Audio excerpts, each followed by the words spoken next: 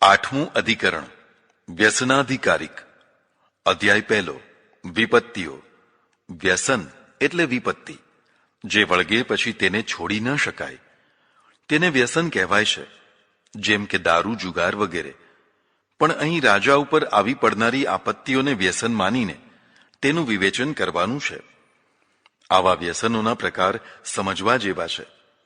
દૈવ વ્યસન હોય છે, જે કુદરતી કોપથી તથા માનવ બુદ્ધિથી થતા હોય છે.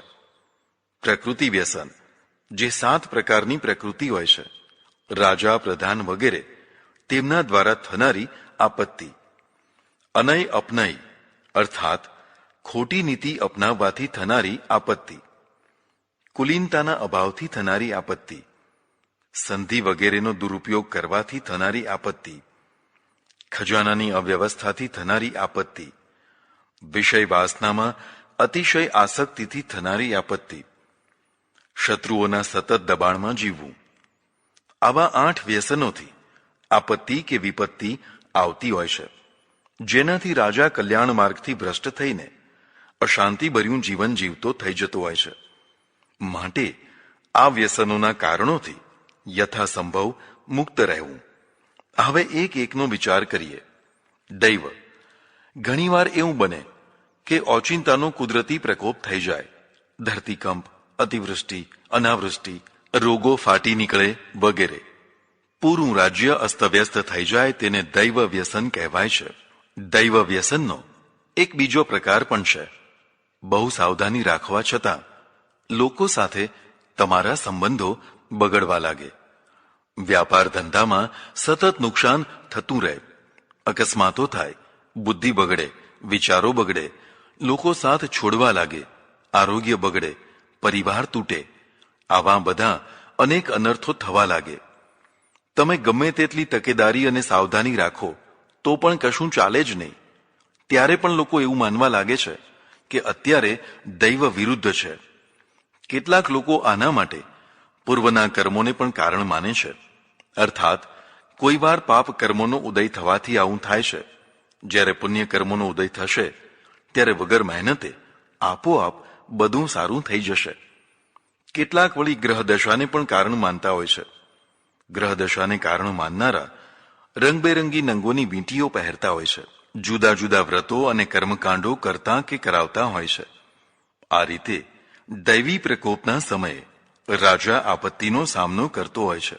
માનવ બુદ્ધિથી થનારું વ્યસન. આ વ્યસન રાજા તથા તેને પ્રકૃતિ 7 અંગોનું વ્યસન હોય છે. રાજા અને પ્રધાનમંત્રી તથા મંત્રીઓ વચ્ચે મતભેદો થાય અને તે પરાકાષ્ઠાએ પહોંચે, ભયંકર રીતે સંબંધો બગડે, ત્યારે આવી આપત્તિ આવતી હોય છે. અનય. રાજનીતિ આવડતી ન હોય અને અકુશળતાથી તેનો ઉપયોગ કરવામાં આવે તો રાજાને આપત્તિ આવતી હોય છે. રાજનીતિ બંદૂક છે. જો પોતાની સામે નાળચું રાખી અને ફોડવામાં આવે તો બંદૂક શત્રુની જગ્યાએ માલિકના પ્રાણ હરી શકે છે. બધું મળવું સરળ હોઈ શકે, પણ કુશળ રાજનેતા મળવો કઠિન હોય છે. ચાણક્ય દુર્લભ છે. અપનય. જે સંધિઓ કરી હોય, જે વચનો આપ્યા હોય, તેનો સમયાંતરે જુદો અર્થ કરવાથી અર્થાત ફરી જવાથી આ આપત્તિ આવતી હોય છે. રાજા હંમેશા અભિજાત હોવો જોઈએ, અર્થાત તેણે સંધિ તથા વચનોનું પાલન કરવું જ જોઈએ. હીન કુલીનતા. રાજામાં મહાકુલીનતાના ગુણો હોવા જોઈએ. તેની જગ્યાએ જો તે હીન કુળ જેવો વ્યવહાર કરે તો તેની પ્રતિષ્ઠા હીન થાય છે. એનાથી તે નિંદાય છે અને પ્રજામાં તિરસ્કૃત બને છે. આમ હીન કુલીનતાથી પણ આપત્તિ આવતી હોય છે. સંધિનો દુરુપયોગ. જે સંધિઓ કરી હોય તેનું સાચી નિષ્ઠાથી પાલન કરવું જોઈએ. જો તેમાં દાનત બગડે તો આપત્તિ આવતી હોય છે. કારણ દાનતની સુગંધ તથા દુર્ગંધ આવતી હોય છે. બગડેલી દાનતની દુર્ગંધ કહોવાતા મળદા જેવી તીવ્ર હોય છે, જેથી પ્રતિપક્ષ તેવી જ પ્રતિક્રિયા આપવા લાગે છે. ખજાનાની ગરબડ. રાજાનો ખજાનો સુરક્ષિત હોવો જોઈએ. ખજાનચી કે બીજા કોઈ અમલદારોના દ્વારા તેનો દુરુપયોગ કરવાથી ઘણીવાર રાજા મુશ્કેલીમાં મુકાઈ જતો હોય છે. વિષયાસક્તિ. રાજા તીવ્ર વિષય લંપટ થઈ જાય. પોતાની રાણીઓમાં તે એટલો ગળાડૂબ ડૂબે કે તે કર્તવ્યો માટે સમય જ ન કાઢી શકે. કેટલીક વાર રાણીઓ સિવાય નર્તકીઓ કે બીજી રૂપ લલનાઓની જાળમાં ફસાઈ જાય તો પણ આપત્તિ આવતી હોય છે. શત્રુઓનું દબાણ. પ્રબળ શત્રુઓના દબાણ વચ્ચે સતત ચિંતાતુર રહેવું. માનો કે કોઈ હલકા રાજાએ રાજકુમારીની માગણી કરી હોય અને તે આપી શકાય તેમ ન હોય. માનો કે અલાઉદ્દીન ખિલજી જેવા નરાધમ બાદશાહે પદ્મિનીની માગણી કરી હોય અને મહારાણાને આપત્તિ ભોગવવી પડે. આ રીતે અનેક રીતે રાજા માટે, સામાન્ય લોકો માટે પણ આપત્તિઓ આવતી હોય છે. આમાંથી કેટલીક નિવારી શકાય તેવી હોય છે તો કેટલીક સહન કરી લેવા જેવી હોય છે. લોકો ભલે સમજે કે આહાહા, રાજા કેટલો સુખી હોય છે, પણ ખરેખર રાજા સુખી નથી હોતો. માણસ જેટલો મોટો, આપત્તિઓ પણ તેટલી જ મોટી હોય છે. મોટી આપત્તિઓમાંથી પાર પાડે તેને જ મોટા પુરુષ કહેવાય. કર્તવ્યપરાયણ માણસનું જીવન આપત્તિ વિનાનું નથી હોતું. જવાબદારી વિનાનું જીવન કદાચ આપત્તિ વિનાનું હોઈ શકે, પણ બે જવાબદાર જીવનને જીવન જ ન કહેવાય. ઘણી આપત્તિઓ વચ્ચે પણ જે ઘસઘસાટ ઊંઘી શકે છે તે ખરેખર મહાપુરુષ છે. તે જ મનોવિજયી છે. તે જ આધ્યાત્મિક પુરુષ છે. અધ્યાય બીજો. રાજ સંકટોનો વિચાર. રાજાની સપ્ત પ્રકૃતિ હોય છે, જેને બે ભાગોમાં વહેંચીને રાજા અને રાજ્ય એમ કહી શકાય. રાજાનો મિત્ર, અમાત્ય વગેરે બાકીની 6 પ્રકૃતિઓમાં આવે છે. ઘરમાં રહેલો સર્પ જેટલો ભયંકર હોય છે તેટલા જ રાજાના અમાત્ય વગેરે અંદરના મહત્વના પદ ઉપર સ્થાપિત માણસો. તે જો વિરોધી થઈ જાય તો ભયંકર થઈ જતા હોય છે. કેટલાય મંત્રીઓએ રાજાથી નારાજ થઈને રાજાના વંશનો નાશ કરાવી દીધો હોય તેવા દાખલા છે. એટલે કોઈ વાર અમાત્યો વગેરે તરફથી સંકટ ઊભા થતા હોય છે. આથી રાજાએ ખજાનો તથા સેનાની પૂરી લગામ પોતાના જ હાથમાં રાખવી. પ્રધાનો તરફથી આપત્તિ ક્યારે આવતી હોય છે તો સાંભળો. રાજા બે પ્રકારના હોય છે. એક શાસ્ત્રાભ્યાસ કરેલા વિદ્વાન રાજા અને બીજા શાસ્ત્રાભ્યાસ વિનાનો અભણ રાજા. આ બંને માટે જુદા જુદા આચાર્યોનો જુદો જુદો મત છે. શાસ્ત્ર જ્ઞાન વિનાનો રાજા આંધળો છે. તે રાજ્ય કરવાને યોગ્ય નથી હોતો. તેથી પ્રધાનો સાથે મતભેદ કરી સંકટ ઉત્પન્ન કરતો હોય છે. તો બીજી તરફ બીજા આચાર્યોનો મત છે કે રાજા શાસ્ત્ર જ્ઞાન યુક્ત હોય પણ જો હીન સ્વભાવનો હોય તો તે વધુ સંકટ ઉત્પન્ન કરતો હોય છે. એટલે ભણવાની સાથે ગણવું પણ જરૂરી છે. ભણવા કરતા ગણવું વધુ ઉત્તમ છે. એટલે ચાણક્યનો મત છે કે ભલે રાજા અભણ હોય પણ જો સમજુ તથા સારા સ્વભાવનો હોય તો તે અપેક્ષાકૃત સારું રાજ્ય કરી શકે છે. હવે આરોગ્યની દ્રષ્ટિએ કેવો હોવો જોઈએ? સામાન્ય જીવનમાં પણ આરોગ્ય મહત્વનો ભાગ ભજવે છે. આરોગ્યથી શરીર કાંતિમાન દેખાય છે, તેનો પ્રભાવ હોય છે. પણ આરોગ્ય વિનાનો બીમાર રાજા હીન કાંતિ અને દુર્બળ દેખાતો પ્રભાવહીન દેખાય છે. રાજા દર્શનીય અને પ્રભાવી હોવો જોઈએ. એટલે રાજા રોગહીન, પૂર્ણ આરોગ્યવાળો, બળવાન અને મજબૂત બાંધાનો હોવો જોઈએ. રેંજી પેંજીને રાજા ન બનાવાય. અમુક આચાર્યોનો આવો મત છે. પણ ચાણક્યનું કથન છે કે આરોગ્ય અને વ્યક્તિત્વ હોય તે સારી વસ્તુ છે, પણ મુખ્ય વસ્તુ તો જ્ઞાન અને સદ્ગુણો છે. એને વધુ મહત્વ આપવું જોઈએ. રોગીના બે પ્રકાર છે: પાપ રોગી, કુષ્ઠ રોગાદી, અને અપાપ રોગી, સામાન્ય રોગો. તેમાં સામાન્ય રોગવાળા રાજાને ચલાવી લેવાની વાત છે, પાપ રોગીને નહીં. જે અસાધ્ય અને સંક્રામક રોગો હોય છે તે ચલાવી શકાય નહીં. આવી જ રીતે ઉચ્ચ કુળનો રાજા ઉત્તમ કહેવાય છે. ઉચ્ચ કુળનો હોય પણ દુર્બળ હોય. અહીં દુર્બળતાનો અર્થ અધિકારી વર્ગ ઉપર પ્રભાવ વિનાનો હોય. રાજાનું પ્રથમ બળ પ્રધાનો, અધિકારીઓ વગેરે તેનાથી ફફડે છે કે નહીં. જો બધા ડરતા હોય તો જ તે શિસ્તનું પાલન કરાવી શકશે. પણ આવી શિસ્તનું પાલન કરાવવાનું બળ જ ન હોય તો રાજા રમકડું માત્ર થઈ જશે. તેના કરતાં ભલે ઉતરતું કુળ હોય, પણ બળવાન રાજા જ ઉત્તમ કહેવાય, કારણ કે તે સૌને નિયંત્રિત કરી શકશે.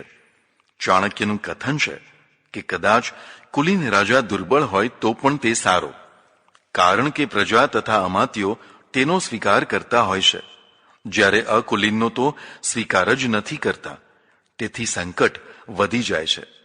આ રીતે રાજા અને રાજ્યમાં પ્રકૃતિ તરફથી ઉત્પન્ન થતા સંકટોનો વિચાર થયો. અધ્યાય 3. પુરુષ વ્યસન. જે વ્યક્તિ કે રાજા વિદ્યા ભણ્યો હોતો નથી, તે સભ્યતાથી ઘડાયેલો નથી હોતો. ત્રયી વિદ્યામાં તર્ક વિદ્યા, આત્મવિદ્યા, અર્થશાસ્ત્ર અને દંડનીતિ વગેરે ભણવું જરૂરી છે. રાજા, અમાત્યો અને પ્રજા પાસે વ્યવહારની મેનર હોવી જોઈએ. તે બધું ગુરુકુળમાંથી પ્રાપ્ત થાય છે.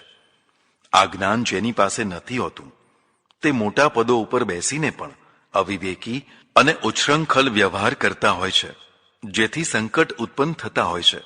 માનો કે કોઈ સત્તાના મદમાં ક્રોધ કરવાની ટેવવાળો રાજા હોય, તો તે દોષ 3 રીતે પ્રગટ થતા હોય છે. એક વાણી દ્વારા, બીજું મારામારી દ્વારા અને ત્રીજું અર્થદૂષણ, ધન આદિને પડાવી લેવું.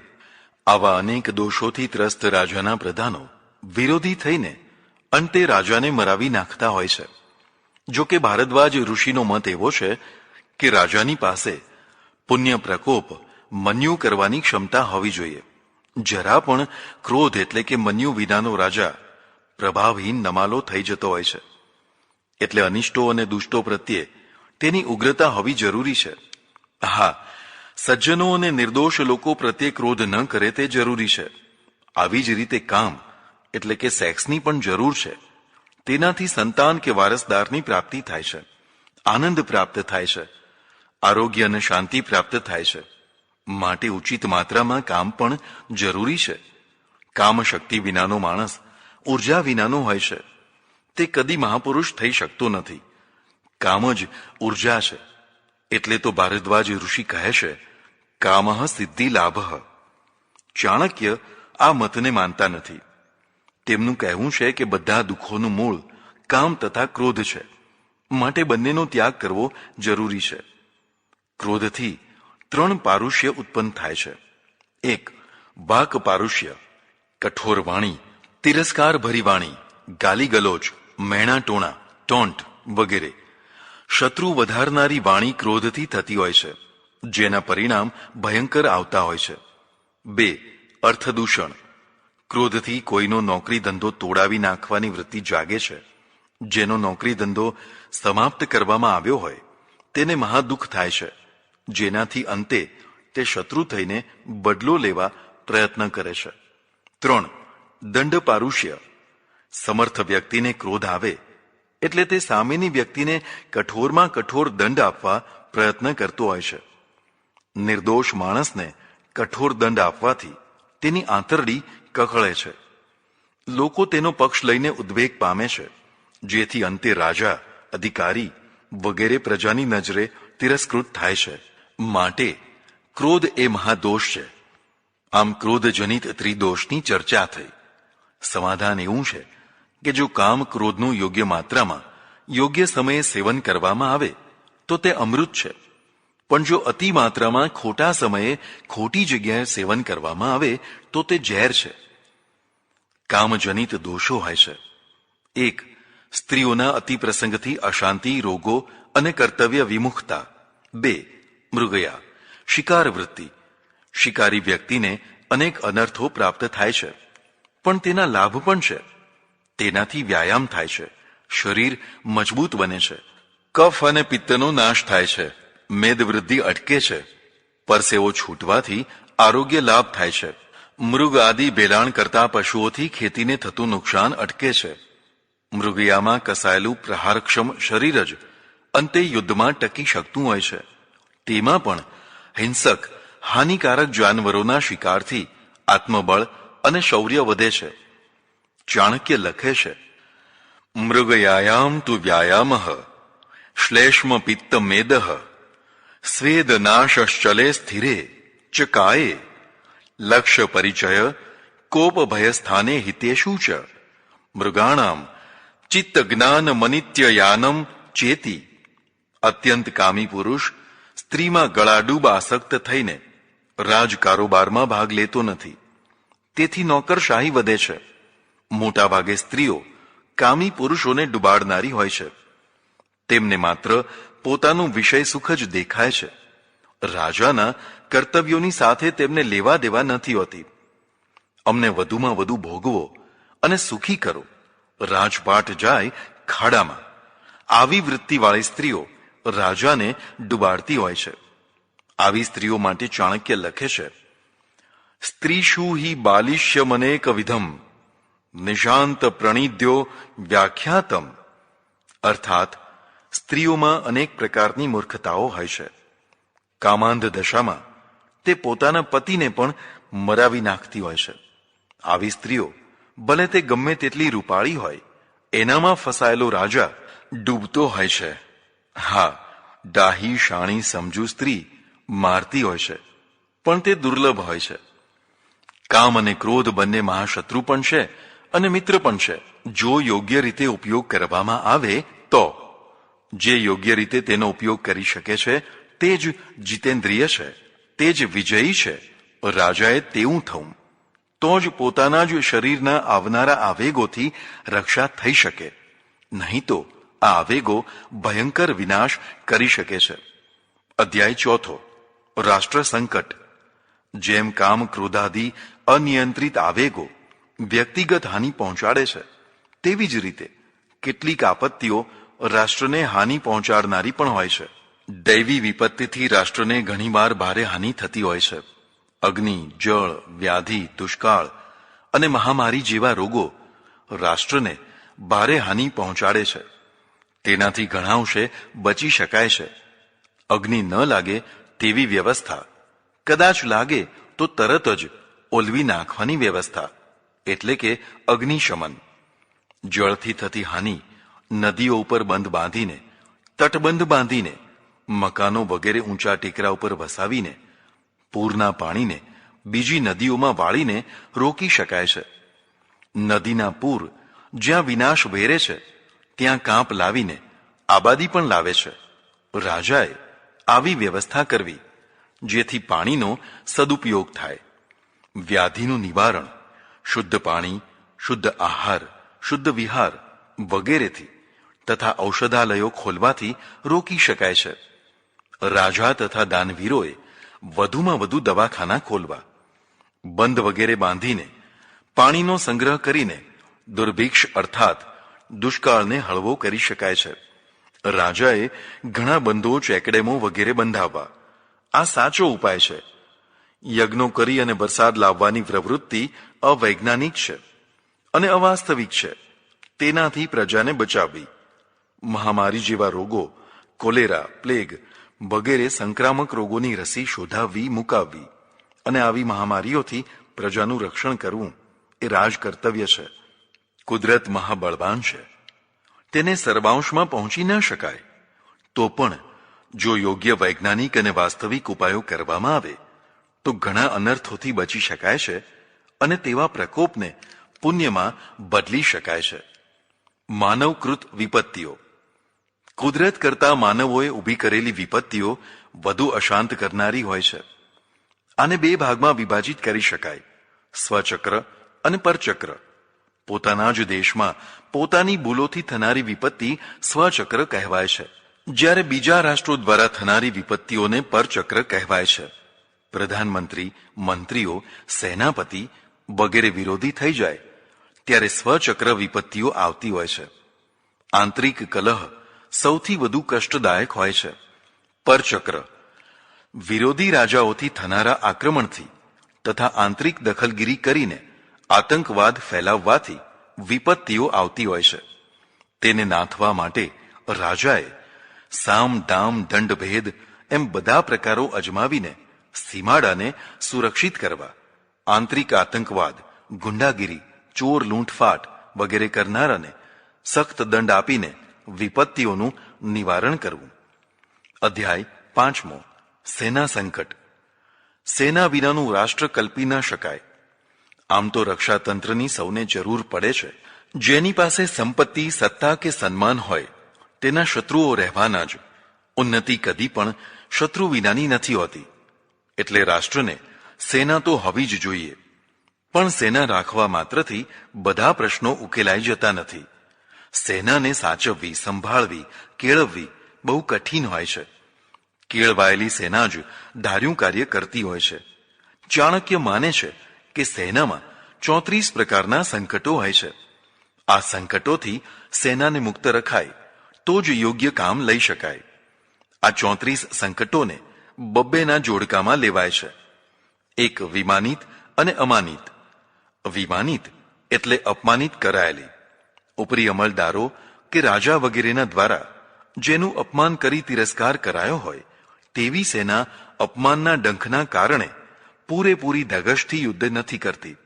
એટલે બને ત્યાં સુધી સેનાને અપમાનિત કરવી નહીં. અમાનિતનો અર્થ થાય છે જેનું માન કરવામાં ન આવ્યું હોય તે. જ્યારે બીજા બધા અધિકારીઓ તથા સૈનિકોને માન સન્માન અપાતું હોય પણ જેણે સમાન વીરતા બતાવ્યા છતાં પણ તેનું માન સન્માન ન કરાયું હોય તે અમાનિત સેના પણ ઉત્સાહ વિનાની થઈ જતી હોય છે. પણ જો ભૂલ સુધારી તેનું માન સાચવવામાં આવે તો ફરીથી યુદ્ધમાં તત્પર થઈ જાય છે. 2. અભૃત વ્યાધિત. જેનો ચઢેલો પગાર અપાયો ન હોય તે અભૃત સેના છે. તેનો પગાર ચૂકવી દેવાથી ફરીથી યુદ્ધમાં જોતરાઈ શકે છે. પણ જે વ્યાધિત સેના છે તે રોગગ્રસ્ત હોવાથી યુદ્ધ કરી શકતી નથી. એટલે સેનામાં કોઈ રોગ ન ફેલાય તેની કાળજી રાખવી. 3. નવાયત દુરાયત. નવી આવેલી સેના અને દૂરથી આવેલી સેના. આ બંનેમાં નવાયત સેના ભોમિયા પાસેથી માર્ગદર્શન મેળવી યુદ્ધ કરી શકે છે. પણ બહુ દૂરથી આવેલી થાકેલી હોવાથી જલ્દી યુદ્ધ કરી શકતી નથી. 4. પરિશ્રાંત પરિક્ષીણ.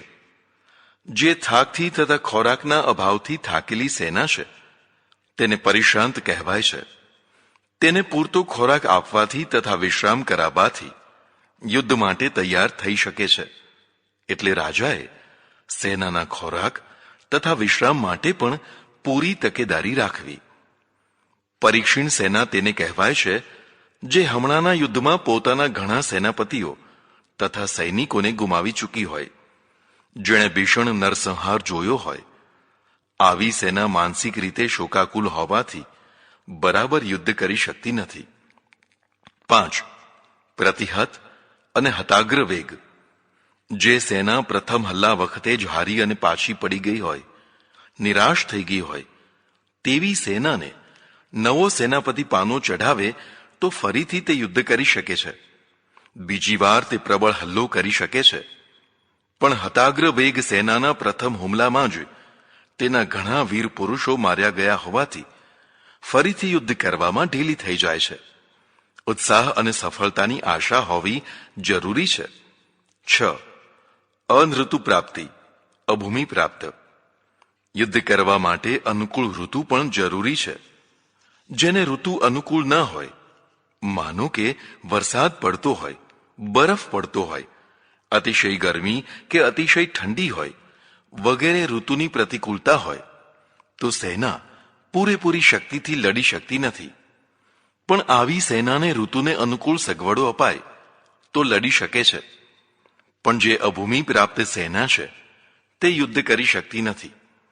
જેને પ્રસ્થાન માટે માર્ગ મળ્યો નથી, જેને છાવણી માટે યોગ્ય જગ્યા નથી મળી, જેને યુદ્ધાભ્યાસ કરવા પૂરતું મેદાન નથી મળ્યું તેવી સેના બરાબર યુદ્ધ કરી શકતી નથી.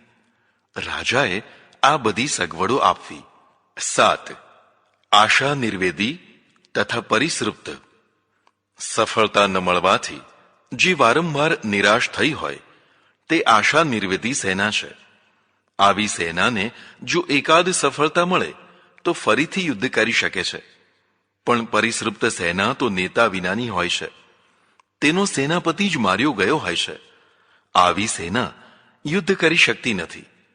એટલે સેનામાં ઉતરતી કક્ષાના સેનાપતિઓ તરત જ ઉપરની ખાલી પડેલી જગ્યાને ભરી દેતા હોય છે. સેના કદી પણ નાયક વિનાની ન હોવી જોઈએ.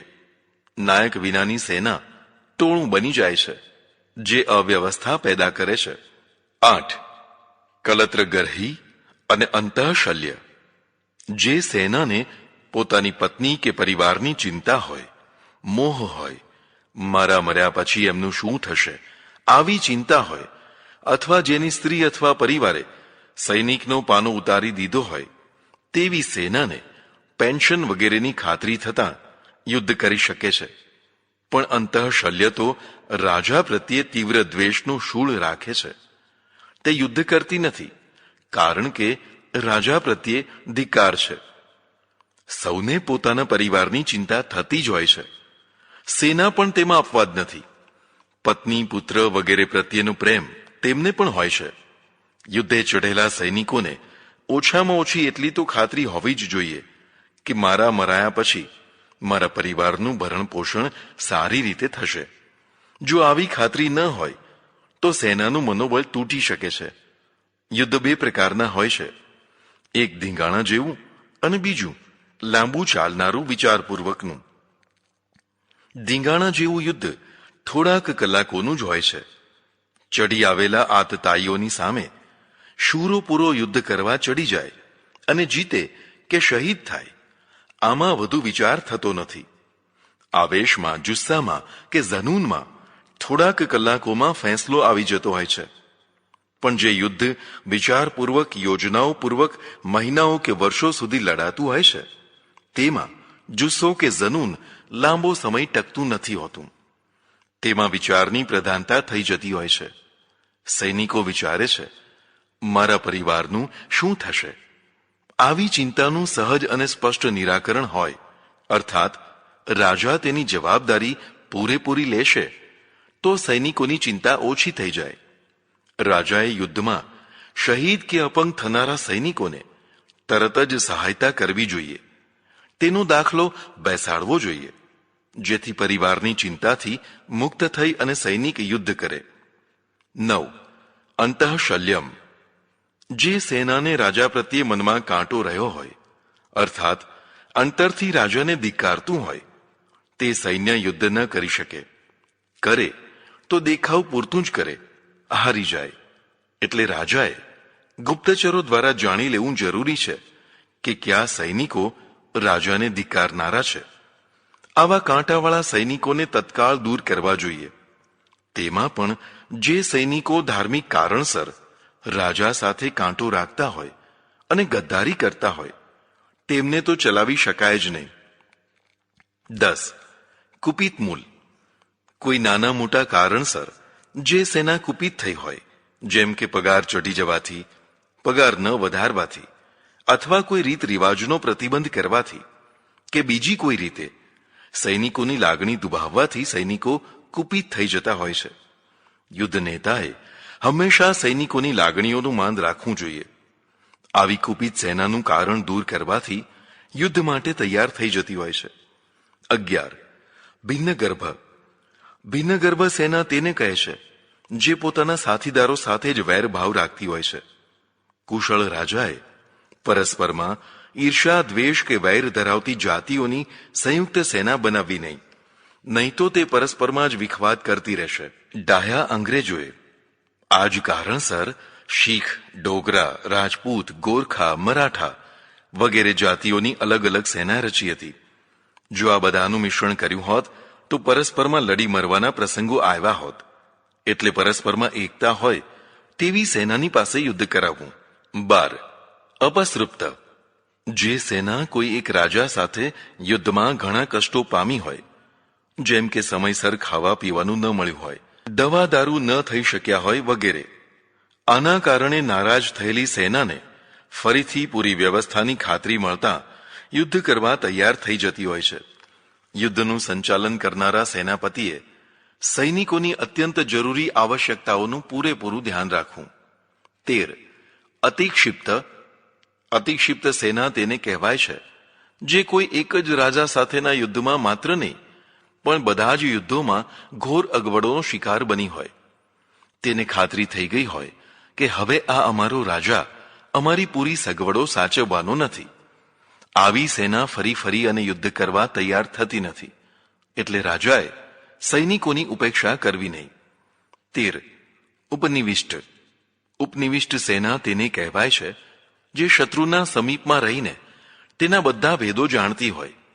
ભેદો જાણ્યા વિના યુદ્ધ ન જીતી શકાય. ભેદો ગુપ્તચરોથી જણાતા હોય છે. ભેદોને જાણ્યા વિના યુદ્ધ કરનાર વિશાળ સેના હોય તો પણ હારી જતી હોય છે. માટે ભેદો જાણવા જરૂરી છે. પ્રત્યેક સેનાને થોડા ઘણા તો ભેદ હોય જ છે. આ ભેદો જ તેની કમજોર કડી છે. તેના ઉપર પ્રહાર કરનાર જીતી શકે છે. એટલે આવી ઉપનિવિષ્ટ સેના યુદ્ધ કરવા તૈયાર થતી હોય છે. 14. સમાપ્ત સેના. સમાપ્ત સેના તે છે જેના બધા ભેદો શત્રુ પક્ષ જાણી ગયો હોય. આવી ભોટ સેના યુદ્ધ કરી શકતી નથી. કારણ કે તે શું કરવાની છે તેની ખબર પ્રથમથી જ શત્રુ પક્ષને થઈ જતી હોવાથી તેના મુકાબલા માટે પૂરી તૈયારી કરી લેતો હોય છે. એટલે રાજાએ કદી પણ પોતાના ભેદ શત્રુ પક્ષ સુધી પહોંચે નહીં તેની કાળજી રાખવી. 15. ઉપરુદ્ધ. ઉપરુદ્ધ સેના તેને કહેવાય છે જે શત્રુઓ તરફથી એક તરફથી ઘેરાઈ ગયેલી હોય છે. યુદ્ધમાં ઘેરવું અને ઘેરાઈ જવું એ સ્વાભાવિક પ્રક્રિયા છે. ઘેરાઈ ગયા પછી પુરવઠો બંધ થઈ જવાથી સેના લાંબો સમય યુદ્ધ કરી શકતી નથી. પણ જો તે એક તરફથી જ ઘેરાઈ ગઈ હોય તો કુશળ સેનાપતિએ તેને બીજી તરફ વાળી લઈને ઘેરો તોડી નાખવો. આવી ઘેરામુક્ત થયેલી સેના ફરીથી યુદ્ધ કરી શકતી હોય છે. 16. પરિક્ષિપ્ત. પરિક્ષિપ્ત સેના તેને કહેવાય છે જે ચારે તરફથી શત્રુથી ઘેરાઈ ગઈ હોય. ક્યાંયથી છટકવાની કે ભાગી છૂટવાની જગ્યા ન હોય. આવી સેના લાંબો સમય યુદ્ધ કરી શકતી નથી. તે શરણાગતિ સ્વીકારી લેતી હોય છે. આવી સ્થિતિમાં કદાચ એક જ ઉપાય કામ આવે. ઘેરાયેલી સેનાનો રાજા બીજો મોરચો ખોલે જેથી ઘેરનારી સેનાનો અમુક ભાગ ત્યાં જાય. ત્યાં ગયા પછી થોડા રહી ગયેલા ભાગ ઉપર ઓચિંતાનું પ્રબળ આક્રમણ કરી દેવાય. ખાસ કરીને આજની સ્થિતિમાં પ્રબળ હવાઈ હુમલા કરી દેવાય તો કદાચ ઘેરાયેલી સેનાને મુક્ત કરી શકાય. 16. છિન્ન ધાન્ય. છિન્ન ધાન્ય સેના તેને કહેવાય છે જેના અન્નજળ આવવાનો રસ્તો બંધ કરી દેવાયો હોય. અન્નજળ વિના લાંબો સમય યુદ્ધ ન કરી શકાય. એટલે રાજાએ યુદ્ધ કરતી વખતે સર્વપ્રથમ અન્નજળની પૂરી સલામતીની વ્યવસ્થા કરવી જરૂરી છે. અન્નજળ વિના અટવાયેલી સેનાને ફરીથી પૂરતું અન્નજળ મળે તો તે ફરીથી યુદ્ધ કરી શકે છે. શિકાર કરી અને પશુઓને મારીને પણ સૈનિકો પેટ ભરી અને યુદ્ધ કરી શકતા હોય છે. 17. છિન્ન પુરુષ વિવિધ. આવી સેના તેને કહેવાય છે જેને સૈનિકોનો નવો પુરવઠો મળતો નથી. યુદ્ધકાળમાં કુશળ સેનાપતિ પોતાની થોડીક સેનાને આરક્ષિત રાખતો હોય છે. જ્યારે યુદ્ધ ચરમ કક્ષાએ પહોંચ્યું હોય અને પોતાના તથા સામા પક્ષના સૈનિકો થાકવા લાગ્યા હોય ત્યારે ઓચિંતાની આરક્ષિત સેનાને યુદ્ધ મેદાનમાં ઉતારી યુદ્ધ જીતી શકાય છે. જે લોકો આવી આરક્ષિત સેના રાખ્યા વિના બધી જ સેનાને એક સાથે ઝોંકી દેતા હોય છે તે કદાચ લાંબો સમય ટક્કર લઈ શકતા નથી. સૈનિકો પણ હાડ માંસના માણસો છે. તેમને પણ થાક લાગતો હોય છે. ગરમીમાં, પુષ્કળ તાપમાં કે ખરાબ મોસમમાં 4-6 કલાક યુદ્ધ કર્યા પછી સૈનિકો થાકવા લાગે છે. તેમની યુદ્ધ ક્ષમતા ઘટવા લાગે છે. આવા સમયે આરક્ષિત સેના ઓચિંતાની આવી જાય તો હારતી સેના પણ બાજી પલટી શકે છે. મોગલો આવું યુદ્ધ કરતા. રાજપૂતો એક સાથે યુદ્ધમાં કૂદી પડતા. બપોર થતાં થતાં તેઓ થાકવા લાગતા. ત્યારે મોગલો આરક્ષિત સેનાને મેદાનમાં ઉતારીને બાજી જીતી લેતા. એટલે વસ્તુઓના પુરવઠાની માફક સૈનિકોનો પણ પુરવઠો મળતો રહેવો જરૂરી છે. જ્યાં આવી વ્યવસ્થા નથી હોતી તે સેના લાંબો સમય લડી શકતી નથી. 18. સ્વવિક્ષિપ્ત. સ્વવિક્ષિપ્ત સેના તેને કહેવાય છે જે પોતાના દેશમાં જુદી જુદી જગ્યાએ ફેલાયેલી હોય. રાજાએ કદી પણ પોતાની પૂરી સેનાને એક જ જગ્યાએ રાખવી નહીં. શત્રુપક્ષ તેનો ઓચિંતાનો બોમ્બમારો કરીને કે અણુબોમ્બ ફોડીને સર્વનાશ કરી શકે છે. માટે સેનાને દેશના જુદા જુદા દૂર દૂરના પ્રદેશોમાં વહેંચીને રાખવી, જેથી કોઈ એક છાવણી નષ્ટ થાય તો પણ બીજી છાવણીઓ બચી જઈ શકે. આ જ કારણસર અંગ્રેજોએ પૂરા દેશમાં સેંકડો હજારો છાવણીઓ રચી હતી. આવી પૂરા દેશમાં ફેલાયેલી છાવણીઓ આંતરિક વિદ્રોહ દબાવવા, કુદરતી આફતોમાં સહાય થવા, લો અને ઓર્ડરનું પાલન કરાવવામાં ઉપયોગી થતી હોય છે. માનો કે પૂરા દેશની સેના દિલ્હી કે મુંબઈમાં જ રાખવામાં આવે અને મદ્રાસ તરફ વિદ્રોહ થાય તો મુંબઈથી સેનાને મદ્રાસ કે કલકત્તા પહોંચતા 5 દિવસ લાગી જાય, જેથી મોટો અનર્થ થઈ જાય. માટે કુશળ રાજાએ પૂરા દેશમાં મહત્વના સ્થાનો ઉપર સેનાની છાવણીઓ રાખવી જોઈએ, જેથી એકાદ છાવણીને હાનિ પહોંચે તો બાકીની છાવણીવાળી સેનાઓને કામમાં લગાવી શકાય. 19. મિત્ર વિક્ષિપ્ત સેના. મિત્ર રાષ્ટ્રોની રક્ષા કરવા માટે પોતાની સેનાને દૂર દૂર મિત્ર રાષ્ટ્રો સુધી મોકલી શકાય નહીં. માટે પોતાની વિશ્વાસુ અને વફાદાર સેનાને મિત્ર કાર્ય માટે પણ સમુદ્ર પાર મોકલેલી સેના જલ્દી પોતાને કામ આવે નહીં. માટે રાજાને વફાદાર સેના હોય તેને પૂરા રાષ્ટ્રમાં દૂર દૂર મોકલવી કે સ્થાપવી, જેથી નજીકથી જ કાર્યવાહી કરી શકાય. 20. દુષ્યયુક્ત. દુષ્યયુક્ત સેના તેને કહેવાય છે જે રાજાના વિરોધી મોટા કર્મચારીઓના પ્રભાવમાં આવી ગઈ હોય છે. આવી સેનાને પ્રભાવયુક્ત કરીને યુદ્ધ કરાવી શકાય છે. માણસ ભાવનાશીલ પ્રાણી છે. તેની કાન ભંભેરણી કરીને ચઢાવી શકાય છે. તેની વફાદારીને બદલી શકાય છે કે પછી મંદ કરી શકાય છે. એટલે શાણા રાજાએ સેના ઉપર પોતાનો પ્રભાવ પાડતા રહેવું જોઈએ. ઓછામાં ઓછું વિરોધીઓના પ્રભાવથી તેને બચાવવી જોઈએ. બધી પ્રવૃત્તિઓનું મૂળ વિચારો છે. સેનામાં એવી વિચારધારા પ્રચલિત કરવી જોઈએ કે જેથી તે બીજા કોઈના પ્રભાવને સ્વીકારી જ ન શકે. અને બ્રેઇન વોશ કહેવાય છે. સેનાને રાજકારણથી દૂર રાખવી જોઈએ. પક્ષોના રાજકારણમાં જો સેના કોઈ એક પક્ષની થઈ જાય તો મહા અનર્થ થઈ શકે છે. એટલે સેનાને રાજકારણથી તદ્દન અલિપ્ત રાખવી જોઈએ. રાજા અને રાષ્ટ્ર પ્રત્યેની તીવ્ર વફાદારી જ યુદ્ધમાં સારા પરિણામ લાવતી હોય છે. રાજા અને રાષ્ટ્ર પ્રત્યેની ગદ્દારી મહાહાનિ કરનારી થઈ શકે છે. માટે રાજાએ વિરોધી કર્મચારીઓ, વિરોધી વિચારો અને વિરોધી પ્રવૃત્તિઓથી સેનાને બચાવવી જોઈએ. આવી સેના ગમે ત્યારે યુદ્ધ કરી શકતી હોય છે. 21. દુષ્ટ પાશનીગ્રાહ. દુષ્ટ પાશનીગ્રાહ સેના તેને કહેવાય છે જે શત્રુ સેનાની પાછળ જઈને હુમલો કરે છે. આવી સેના યુદ્ધમાં બહુ જોર કરી શકતી નથી, કારણ કે તેને ફરી પાછા પોતાની પાછળથી હુમલો થવાનો ભય રહેતો હોય છે. 22. શૂન્ય મૂળ. જ્યારે સમગ્ર સેના યુદ્ધ કરવા ચાલી ગઈ હોય અને રાજધાનીની રક્ષા કરવા થોડી સેના બાકી રહી ગઈ હોય, તેવી બાકી રહેલી સેનાને શૂન્ય મૂળ સેના કહેવાય છે. કુશળ રાજાએ કદી પણ રાજધાનીને રેડી રાખવી નહીં. તેની રક્ષાનો પૂરો પ્રબંધ કર્યા પછી જ બાકીની સેનાને યુદ્ધ કરવા મોકલવી. સેનાના સામાન્ય ક્લાર્ક ક્લાઇવે મદ્રાસમાં માત્ર 500 સૈનિકોની સહાયતાથી મદ્રાસની રાજધાની જે રેડી પડી હતી તેને નવાબ પાસેથી જીતી લીધી હતી. આવી શૂન્ય મૂળ સેનાને જો લોકોની મદદ મળે તો તે કિલ્લો બંધ કરી થોડો સમય નગરની રક્ષા કરી શકે છે. ત્યાં સુધીમાં યુદ્ધ કરવા ગયેલી સેના પાછી આવી શકે છે. તે માટે રાજાનો પ્રજાપ્રેમ જરૂરી છે. 23. અસ્વામી સંહત. આ સેના તેને કહેવાય છે જે સ્વામી વિનાની થઈ ગઈ હોય, અર્થાત રાજા કે સેનાપતિ વિનાની થઈ ગઈ હોય. આવી સેના યુદ્ધ કરી શકતી નથી. તે પોતે જ આપોઆપ વેર વિખેર થઈ જાય છે. અંગ્રેજોની યુદ્ધ કળામાં રાજા કે સેનાપતિ કદી યુદ્ધ કરવા રણ મેદાનમાં જતા નથી. તે સુરક્ષિત સ્થળે રહી અને યુદ્ધનું સંચાલન કરે છે. જ્યારે આપણી યુદ્ધ કળામાં રાજા અને સેનાપતિ સ્વયં યુદ્ધ કરવા જાય છે.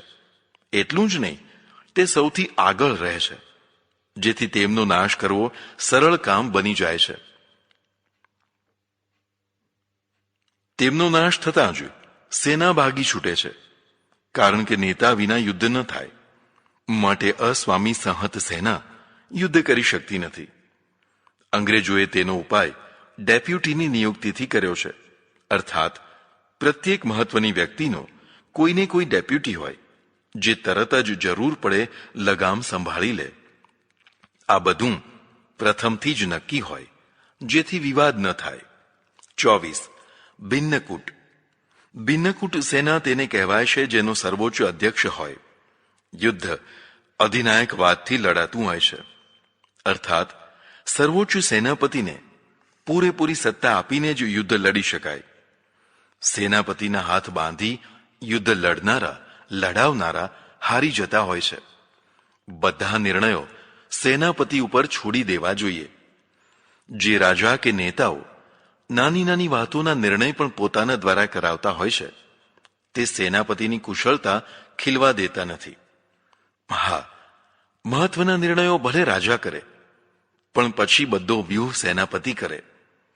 આવી ભિન્નકૂટ સેનાને ફરીથી યોગ્ય નેતા મળી જાય તો તે યુદ્ધ કરી શકતી હોય છે.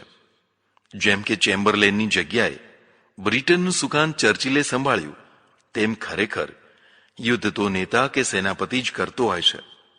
25. અંધસેના.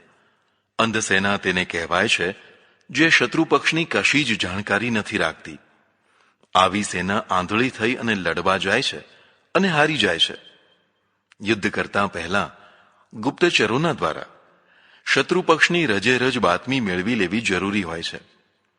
આવી બાતમી વિનાની સેના અંધ સેના છે, જે યુદ્ધ કરી શકતી નથી. ઉપરના કારણોથી યુદ્ધ માટેની યોગ્ય સેનાનું નિર્માણ કરી શકાશે. યુદ્ધ માટે અયોગ્ય ઠરતી સેનાને વ્યસન માન્યું છે.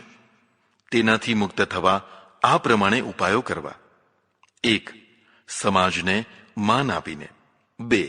દોષ વિનાની સેનાને બીજી સેના સાથે રાખવી, જેથી તે નિયંત્રણ રાખી શકે. 3. જંગલમાં સેનાનો પડાવ નાખવો, તેને અયોગ્ય સંપર્કથી બચાવવી. 4. શત્રુની સેનામાં ભંગાણ પડાવવું. 5. શત્રુ બળવાન હોય તો વધુ બળવાન રાજા સાથે સંધિ કરવી. કુશળ રાજાએ કદી પણ સેનાને નવરી ન રાખવી. શાંતિકાળમાં પણ શત્રુ પક્ષ ઉપર ફટકા મારતા રહેવું. મિત્ર સંકટ. વ્યક્તિએ મિત્ર વિનાનું ન રહેવું. રાજાએ તો ખાસ મિત્રો કરવા જ. મિત્રોથી રાષ્ટ્ર બળવાન બનતું હોય છે. અમિત્ર રાજનીતિ એટલે કમજોર રાષ્ટ્રનીતિ. પણ મિત્ર બનાવ્યા પછી જો સંબંધ બગડે અને મિત્ર શત્રુ બને તો તે બમણો હાનિકારક થઈ શકે છે. ચાણક્ય તેને મિત્ર વ્યસન સંકટ કહે છે. તેનાથી કેમ બચવું તેના ઉપાયો બતાવે છે.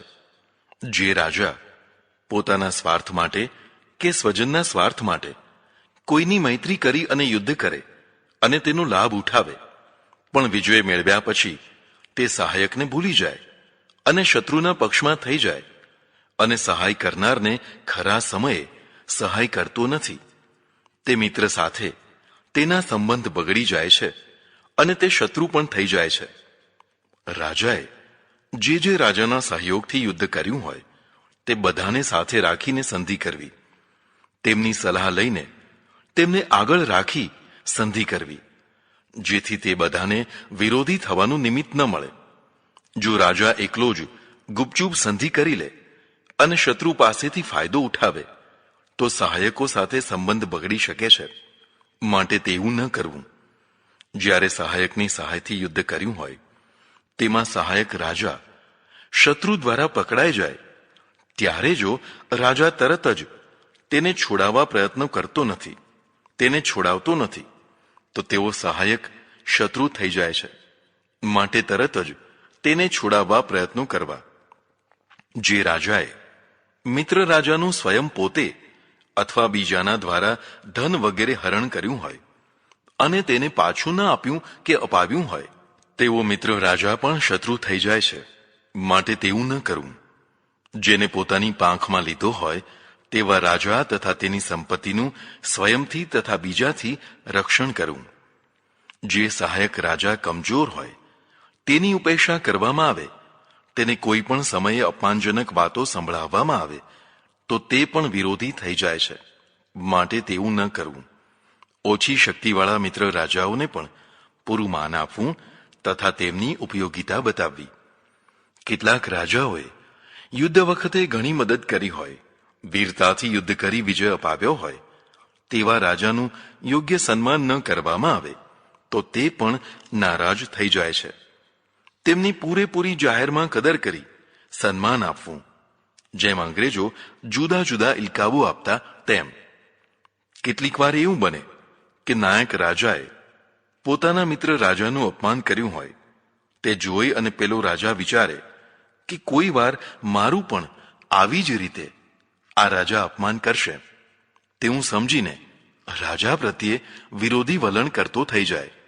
તો તેવા પ્રસંગો નિવારવા પ્રથમ તો કોઈનું અપમાન કરવું જ નહીં. રાજાએ વાણી અને વ્યવહારમાં ભારે સંયમ રાખવો જરૂરી હોય છે. રાજાએ મૈત્રીનો ભંગ થાય તેવું કશું કરવું નહીં. કદાચ જાણતા અજાણતા તેવું થઈ ગયું હોય તો શામક ઉપાયો દ્વારા બાજી સુધારી લેવી. જરૂર પડે તો ક્ષમા માંગીને કે દિલગીરી વ્યક્ત કરીને નારાજ થયેલા રાજાને મનાવી લેવો. આ રીતે મિત્રોને શત્રુ થતા અટકાવવા અને મિત્રો વધારવાથી રાજા બળવાન બને છે અને ઘણા સંકટોથી બચી જાય છે.